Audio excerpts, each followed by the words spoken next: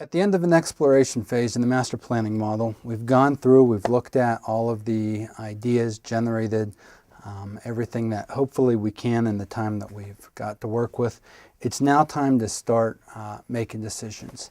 And on our cue sheet, we're down at the part where it says during the break, and in the blueprint book, we're on page 81. So what you want to do at this point, and I'm using the sandcastle model as an example to teach this part. What you want to do is you want to go back to the purpose of this session. We've met, there's a reason that we've met. Hopefully we have accomplished or made headway towards the purpose of our session. And at this point you want to ask the client and say, have we delivered the purpose of the session for you? Hopefully you'll get a head nod that says yes. It'll let you know that you're going down the right path. But be ready for, at times the client will say, you know, this one question, if we could just spend a little bit more time coming up with ideas, I think it would be really helpful. So set a timer, let the group know you're going to spend maybe another 7 minutes exploring this, and then go for it. Check again with your client. Hopefully you're ready to go. So you have all of these ideas, all of these different options that you have to explore. Going back to the purpose of the session, for this one right here, you could see that we had to generate 2 to 3 ideas for 3 different categories: water slide design, food service, extra attractions. There's more than 2 to 3, and again, this is a condensed model. When the group was making decisions on this, they were making decisions from probably 4 or 5 dozen different ideas in each of these categories. We use these dots. They're 1/2-inch Avery color coding labels, and you probably 98, 99 times out of 100 you will use them. And you just use them. It's not voting.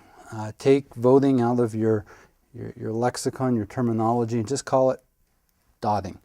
You want to decide if dotting is going to be helpful, and again, chances are it's going to be.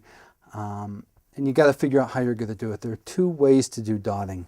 One is what we call bubble up, is where you surface the top ideas, your deliverables, your keepers. The other way you can use dotting is possibly to remove an idea from a category. If you're looking for all the key critical parts or steps in the process, you may have 15 or so. But when you go to make decisions on them, you might be able to use a dot to remove one from that category. So you want to determine if dotting is going to be helpful, and then you want to transition into a break. It's important to be able to, when you're going through when you're transitioning out of explore, generate, those kinds of ideas, and down into making decisions, you want to give some kind of a time break. It could be stand up and stretch, quick 90-second. It could be over lunch. You could do explore one week, come back the next week, and make the decisions.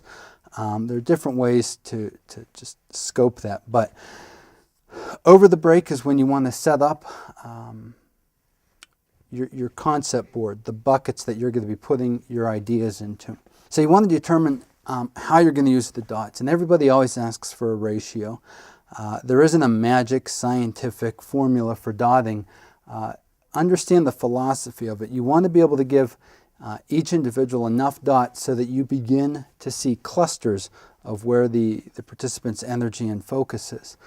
If you give out too many, you get too many clusters. If you give out too few, you don't have enough clusters.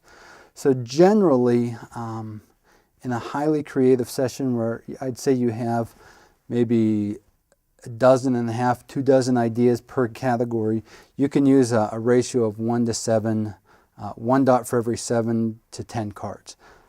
That should work. Sometimes it's helpful to put the number of dots that you want a participant to spend in the category. Say in this one we're looking for, and this is going to screw up the 1 to 7, 1 to 10, but say we wanted them to do the top 3 in here, maybe the top, say 2 here, top 3 here. Put them up at the top on the green card so participants know. You want to make it easy for them. This way they know how to spend their dots. And it's 1 dot per card per person. If you're working with an internal group, one department could be red, another one could be blue. Tell them the length of the break and that they are to use their dots over the break. Just like you did the wording on these green cards, you have to figure out the wording on the pink cards, your concept headers. If you think about going to a grocery store, there's a logic to putting food into different bags. And this is kind of the same logic. You don't want to put the milk on top of the bread because it would mess it up. So, and there should be alignment between the purpose of your session and your concept cards. And you could just see here we had to generate 2 to 3 ideas for water slide design, food service, extra attractions. It lines up with top ideas for water slide design, top ideas for food service, top ideas for extras on the beach.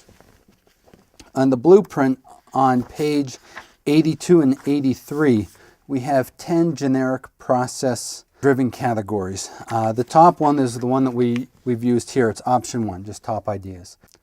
Top ideas is frequently used. You also see in option 2, you have 3 phases. A lot of the different process ones that you see that we use, we have 3 different categories.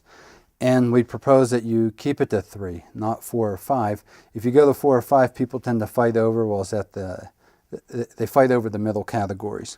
Option 3 is content driven by location. What's at corporate versus what's at the sites. Could be different states. Content driven by departments, marketing, engineering, finance. Everybody's impacted differently. So if it makes sense, use those categories. One that we use a lot is difficulty. You could see 3 different ones. Quick and easy, sometime in development, and heavy hitters. Quick and easy, what's that low-hanging fruit, those no-brainer ideas that just makes sense for us to go forth with. Sometime in development, heavy hitters are basically it's a lot of time, a lot of development. They're very difficult. Option 6, you could see in the book, is cost. People frequently, they categorize under cost. And we have lines under there because you want to be able to give participants a framework for when they make their decisions. A low-cost idea to somebody, say in a nonprofit, could be under $100. If it's in corporate, it might not even hit the radar unless it's 50 grand or 100 grand. But you just want to give people the framework. So low cost would be under something, medium cost is something to something, and the high cost is anything over. Time, option 7 and 8 is something that a lot of people enjoy using. It's a matrix. We actually have a matrix with this sandcastle, with this water park design. And you could see there are, on the top part, probability of completion in 7 months.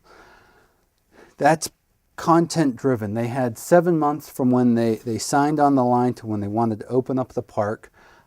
So that being able to get it done within 7 months was important. And down the side, they had a process driven one, cost. So if it's a high probability of completion and a low cost, and imagine this as A, B, and C. So that's what the references are. So A1 would be this card right here. We looked at it, top idea. It's a high probability of completion. It's a medium cost. Frequently what you can do in a matrix is draw a line. Anything that falls in the upper left-hand corner ends up being a keeper. You might look at it in the top idea. There's consensus that it's a good idea. We should really pursue it. But when you put it through, say, a second look at a matrix, if there's a low probability of completion in 7 months and it's a high cost, at first glance we thought it was good. Second, we can take it off. I think you can really help groups a lot by committing to fewer things. On page 86 is something that is really helpful. It's called a decision assist grid.